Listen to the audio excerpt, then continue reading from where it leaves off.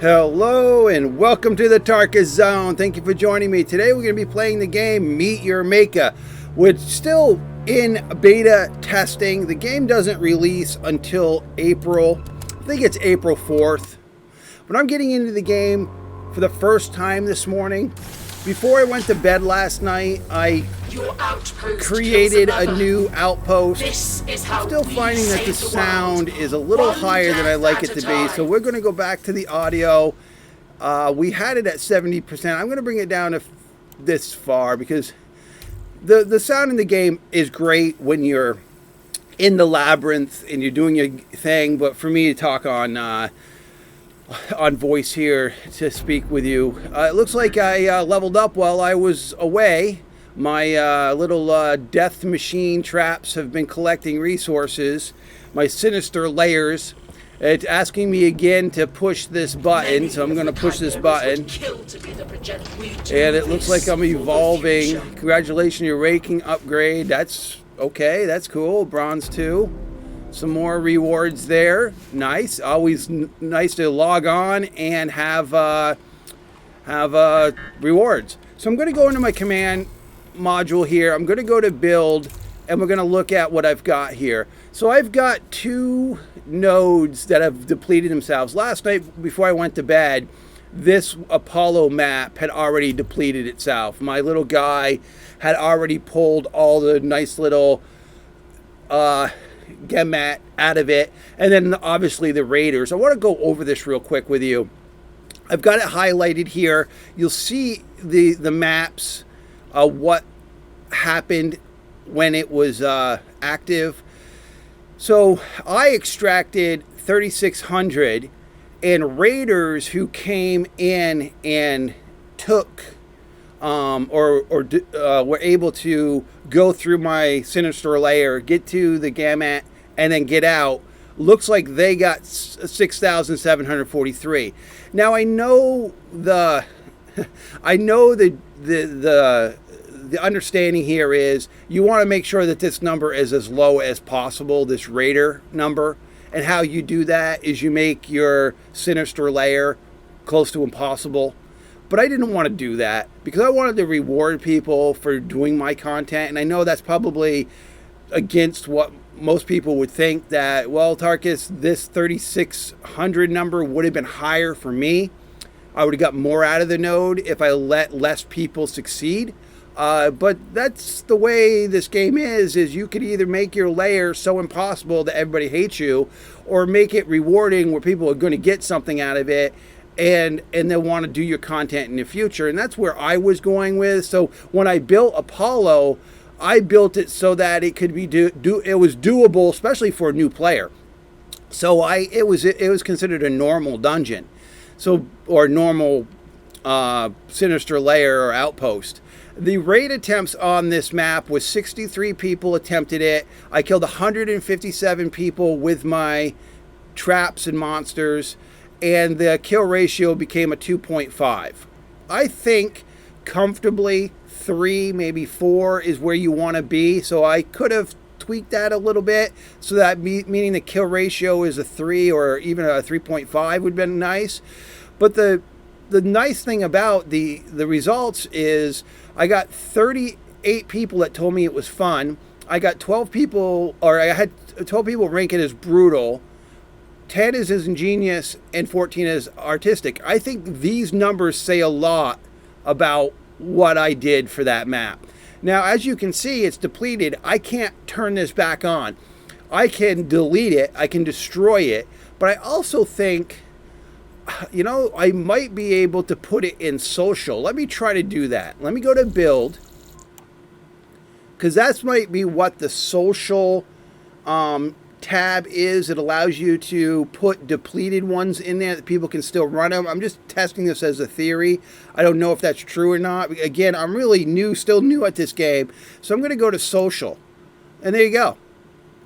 I can put that in social. So now it's active in the social tab. No one will get rewards for it. It's just there for people to do their thing. And so I can't activate it. Oh no, you do not have enough Genmat left to activate. Why is it letting me activate it? Well, it's probably going to just give me an error message. Maybe this is not going to let me put it in social either, because it's letting me, I would think, it's giving me an error message here at the top, but yet it's still allowing me to put it, I'm going to put it in social and then see what it does. And see if I can leave it in social. Because you'd think you could leave it in social, and because nobody's going to get in that mode, no one gets rewards for it anyway. So let's just go back here. It's not, what's this tab here? Okay, so this tab here, maybe this red tab here in the corner is saying that it's in the social mode. This, where I got my mouse. I don't know. Let's go. I'm hoping that it's in social so people can still run it if they want. If not, I'll end up just destroying it with the destroy button. Maybe I'll keep it for records. I don't know, so I can flaunt my numbers. I don't know. So here's the other one. This one was active when I went to bed last night. And this one here, I ended up getting extracted 4,800, but it looks like I gave up 6,671. So those numbers are kind of, I think what those numbers are is Tarkis was quite generous with his trap design. But in the end, I had a 2.8 ratio, around that 3 mark that I was telling you about. So I'm happy with that. And I had 24 funds, 11 brutals, 6 ingenious, and 4 artistics. I kind of slept this one together and hope for the best. I think it did very well. I think I might actually have to go into these dungeons and clean them out one more time, because I think what happened was is people died in them as they depleted. So I think I might have things in there to check out. Now, the one I built last night, I built this one last night before I went to bed. And geez, this one hasn't had this much activity. It is in the brutal category. And what I was trying to do for the longest time is keep my things in the dangerous. See here, this up at the top, this map here, it's in the dangerous category. I found when in that category, I had more raiders come in and do the content. So this one that I did last night is in brutal, high end of brutal, and I've only had one person attempt it, and that person looked like they died 8 times. So the ratio currently is an 8. And I did make this one pretty brutal. I will admit to this. This one here, this map here is one of my favorites. I love it. It's like a cage, and I put the flying creature in. I'm going to talk about the monsters in a minute here, but I put the flying monsters in this basically bird cage building, and they have rewarded me greatly because my kill ratio in that dungeon is an 11, and I've got 10 funds, 18 brutals, so it tells you that I've done something right. They're still getting, the raider is still getting some of the gamut, which is fine. I don't mind them getting more. I mean, if they're getting to the end of these death machines, they should be rewarded. I'm assuming that's, that's how the reward process works. Is you've got your mining machine in there doing its thing. They're going in there and stealing it from you, and that's what this number reflects. That they took 6,376 gamut from me, and then I've extracted only 2,000. It is what it is. I'm enjoying the fact that people are doing my content. Now this city here is getting down there. This one here has a death ratio of 5, a kill ratio of 5. And I've got 22 fun, 17 brutals. So my death sinister layers are doing what they should be doing. Let's go into this one here, because this is the one that is, let's just go into it. You have to go into build mode under the map to go in and get the spoils of war, pick them all up. We'll see what it looks like. I basically been away from the computer maybe 7 hours, 8 hours. So I'm coming back 8 hours after I've looted this thing. And you can see already, look at all the tombstones. You can see from a distance, they're everywhere. And just to show you this, like I was saying, is I've got the flying monsters here. And this is all the loot for me to collect. Because these are, you know, basically everywhere you see one of these tombstones, that's where someone died. And I know when you make your map crazy like this, you've got to check out every nick and cranny. So this is the birdcage area. I mean, it's just crazy. When I built this, it's a straight run to the Genmat. It's right here. So I saw one guy do this in 28 seconds yesterday, and what he did is he used the shield weapon and he used the sword. And that's all he did is activate the shield, run in, grab the Genmat, and run out. He took no damage whatsoever.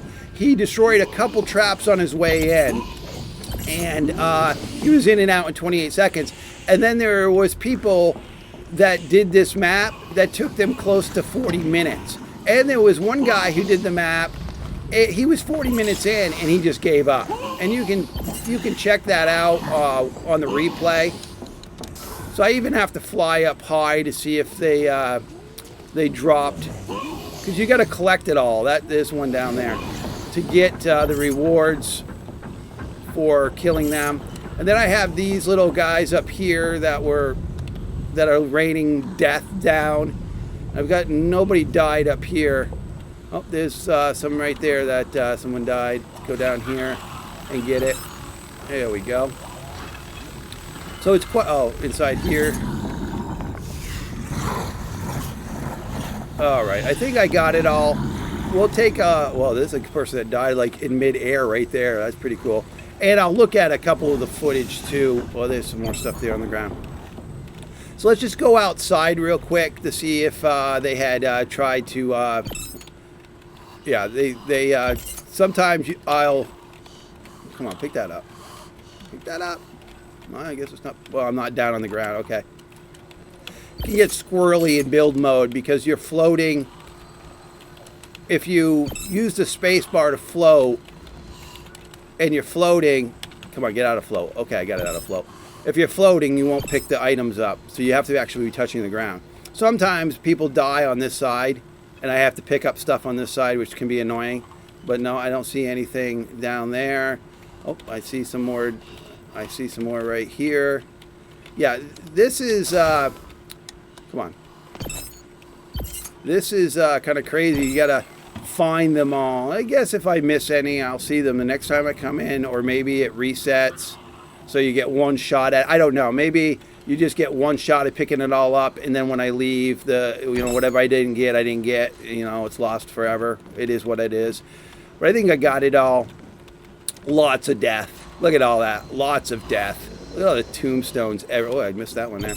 Just one last, it's like, oh, I'm watching a video from Tarkis, and he's just running around picking up spoils of war. And yeah, it's kind of neat. Yeah, just checking out all the tombstones now. All right, I think I got it all. You got to look inside these cubes sometimes because people will die inside the cube.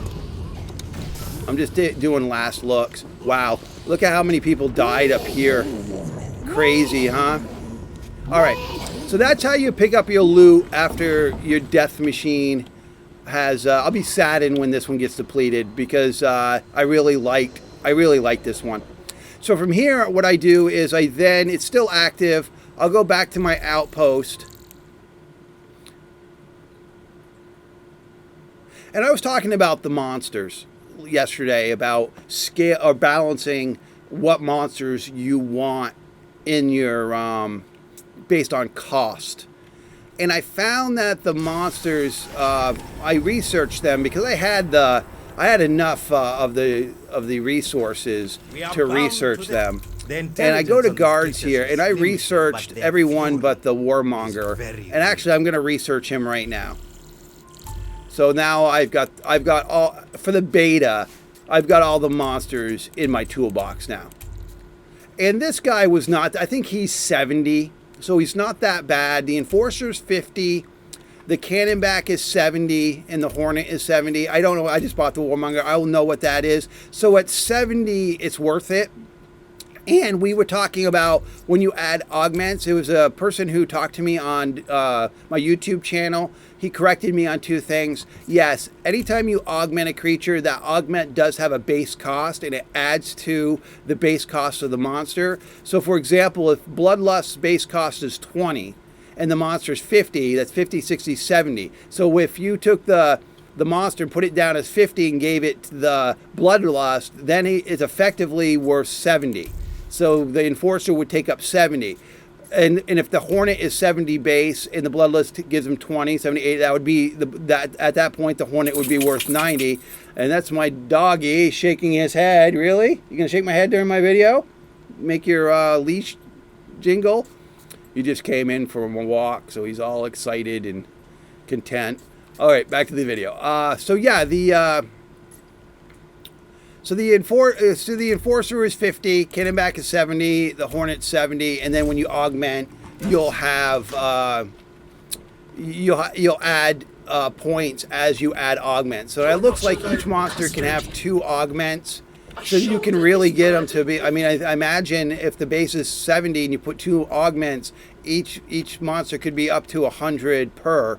But as you get bigger maps, as you get to the larger maps, like the one I built last night, this one here, this had 3,500 value. So that's a lot of creatures I can pack into this thing. There's a lot.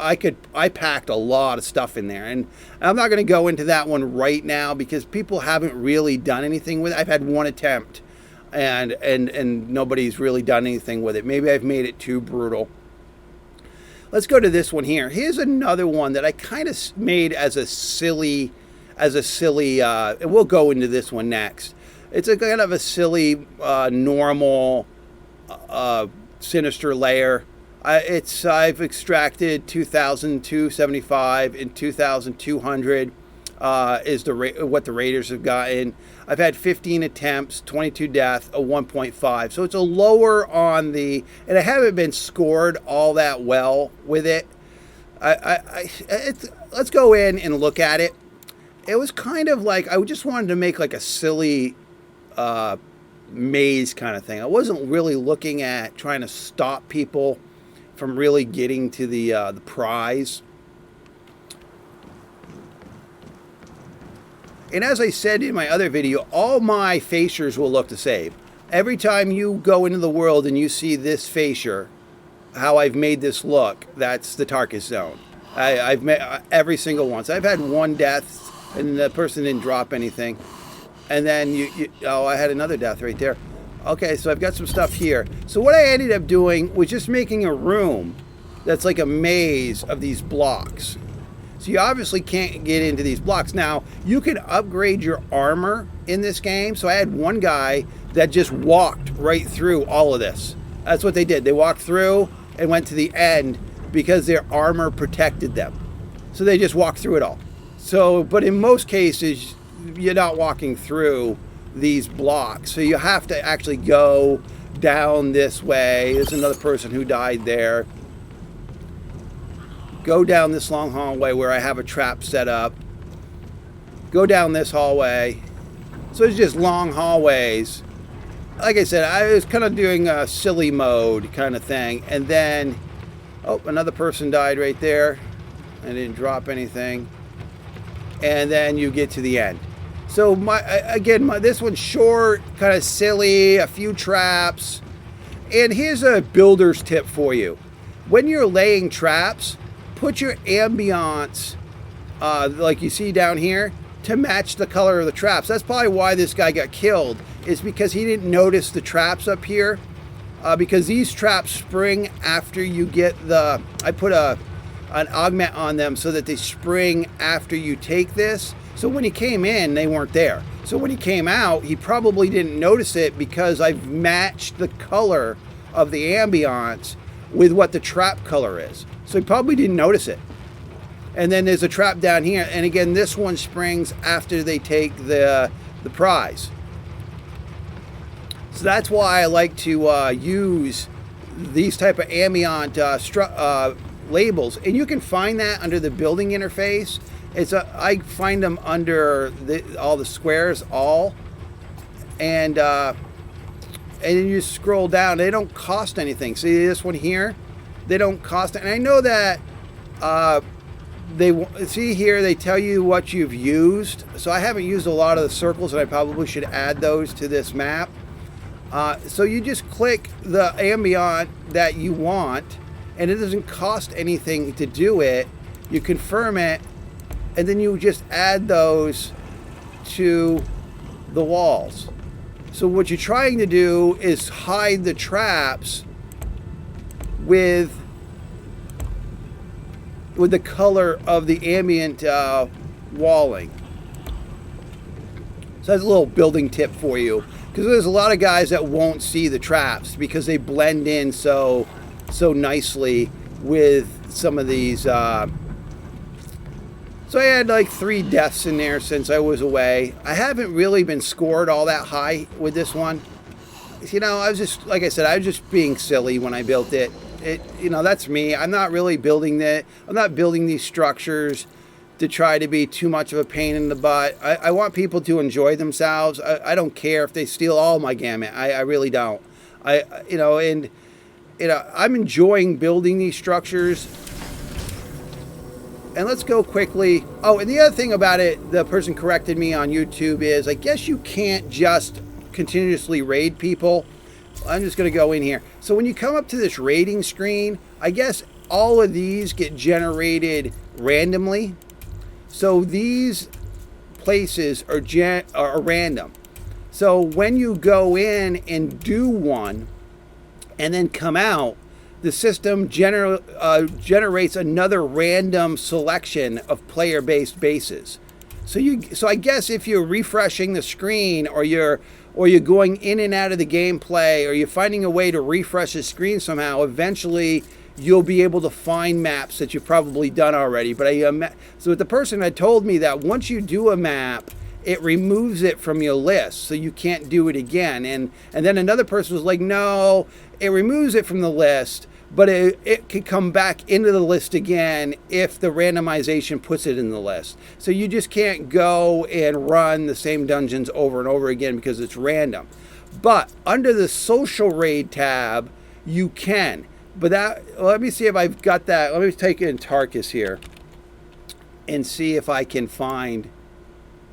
Yeah, I had no results. So that one didn't go into social. So when you've got my builder, Tarkis, I'm assuming maybe I got to put 2 S's in there because that's my. No. Okay, so that didn't go under the when it was depleted.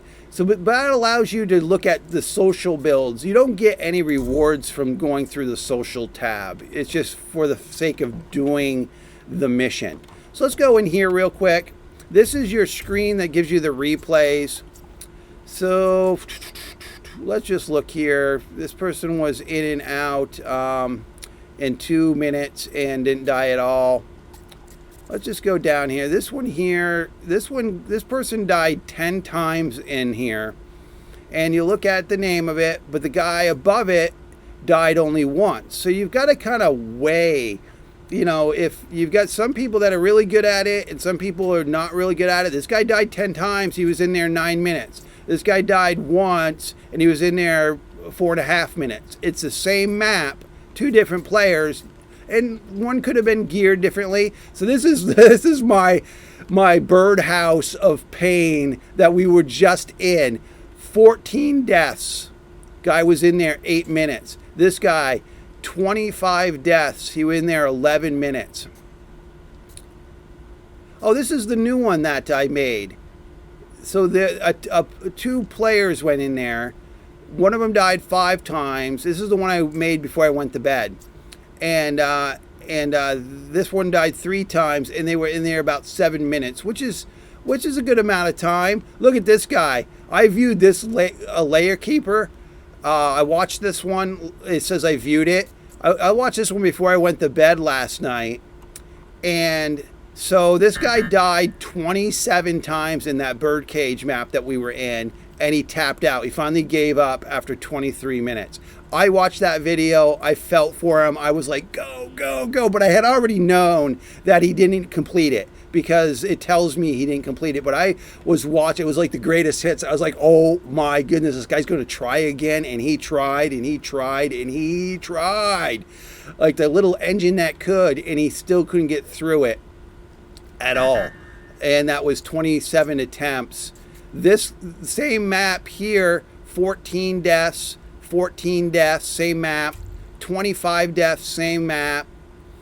This one's 25 deaths, same map. So I've done something right. 27 deaths, same map. Another 27 deaths, same map. So I've done something right with that map. I was just looking through. Oh, here's that same map, 27 deaths, 27 deaths, 27. So people are enjoying that map, or it's getting handed to them. But I'm liking the fact that it's really simple. It's just a run in and go up that hill. It's like a gauntlet. You run up that hill, grab it, and get out. And I was just looking for the guy who had done it, and had done it in like 27 seconds. Oh, here it is right here. This is the guy here. We're going to watch this because it's only 26 seconds. That's the same map that all these people are dying in. And we're going to watch it just so that you can see kind of like, I don't know if this is a balancing thing or not, but let's view it together. So he's got the shield. He's got the shield gizmo. So he's just going to run in here and pop the shield, and he's running over these maps. Over the quest. He's got the shield. Nobody's doing any damage to him. None of the traps are affecting him because he's got the shield, and then he's in and out. And that's that. Boom, in and out. 26 seconds the guy did it. And he had that little shield weapon gizmo that you can make. You can research and make. So that's, for that scenario, that guy was in and out in 26 seconds. But for other people,